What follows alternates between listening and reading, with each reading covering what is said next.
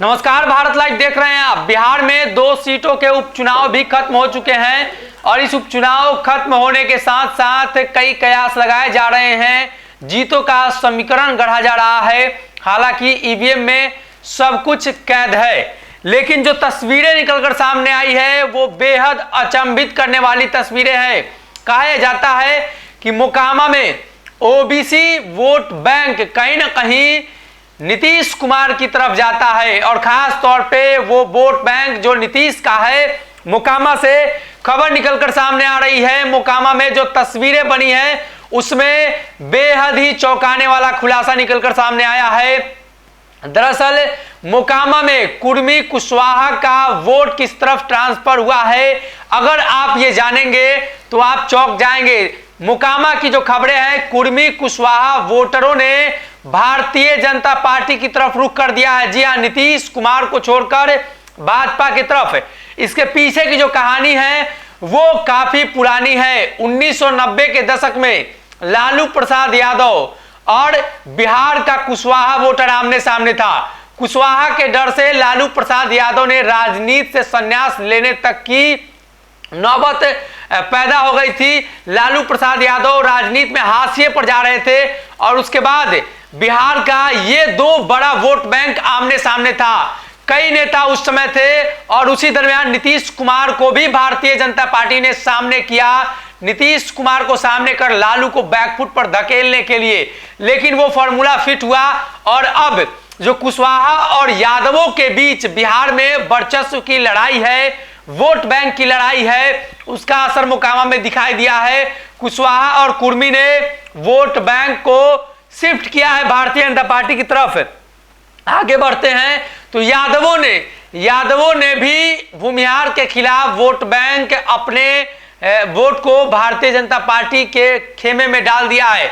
दरअसल कई यादव नेता कैंप कर रहे थे। बात की जाए तो स्थानीय लल्लू मुखिया जो एमएलसी का चुनाव भी लड़ चुके हैं और अनंत सिंह के करीबी कार्तिक मास्टर के खिलाफ चुनाव लड़े थे। अच्छा खासा वोट भी आया था। बात की जाए तो रामकृपाल यादव सहित कई बड़े नेता वहां मैदान में थे। नंदकिशोर यादव, रामकृपाल यादव, मतलब भारतीय जनता पार्टी का यादव कुनबा वहां मौजूद था। और जो वर्चस्व की लड़ाई बिहार में भूमिहारों और यादवों के बीच चली है, यह किसी से छुपी नहीं है।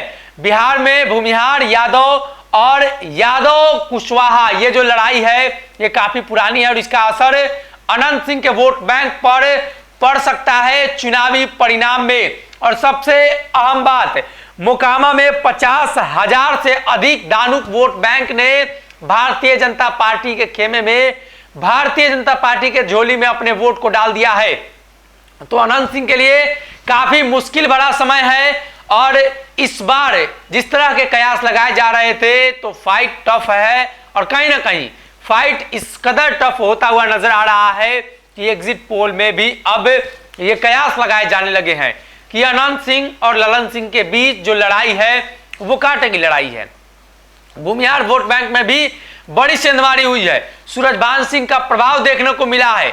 दलित वोट बैंक में चिराग पासवान ने सेंधमारी की है। मतलब साफ है कि अनंत सिंह के वोट बैंक में भारी संख्या में सेंधमारी कर दी गई है और इसके पीछे का कारण नीतीश कुमार का चुनाव प्रचार नहीं करना, ललन सिंह और अनंत सिंह के बीच चुनावी रंजिश, जिसकी वजह से अनंत सिंह जेल में है, आज वो वोट मांगने गए हैं।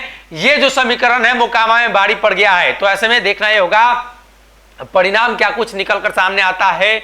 लेकिन अभी तक जो जानकारी निकलकर सामने आ रही है, भूमिहारों के वोट बैंक में भी सेंधमारी, यादवों में भी सेंधमारी, यानी तेजस्वी का जो वोट बैंक है, जो अनंत सिंह का वोट बैंक है, उसमें सेंधमारी कर दिया है।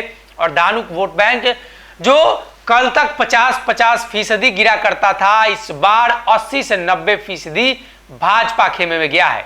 पहले से ही अनंत सिंह के खिलाफ माहौल बनाने की कोशिश थी दानुक समाज के नेताओं के द्वारा, खासतौर पे भारतीय जनता पार्टी के द्वारा, और उसका फायदा होता हुआ भाजपा को नजर आ रहा है। अगर ये वीडियो पसंद आई और वह बिहार के राजनीति और बिहारियत से सरोकार रखेनी तो सब्सक्राइब बटन दबा के चैनल के सब्सक्राइब कर ली। ओजे एगो घंटी बा, ओकरा बटन दबा देला से कुल सटीक और मारक खबर रुआ मुफ्त में मिल जाई। अगर रउआ पत्रकारिता के हमनी के नया प्रयोग में सहयोग कर चाहतानी तो ज्वाइन बटन दबा दी। पेटीएम नंबर नोट कर ली 9386816700। धन्यवाद।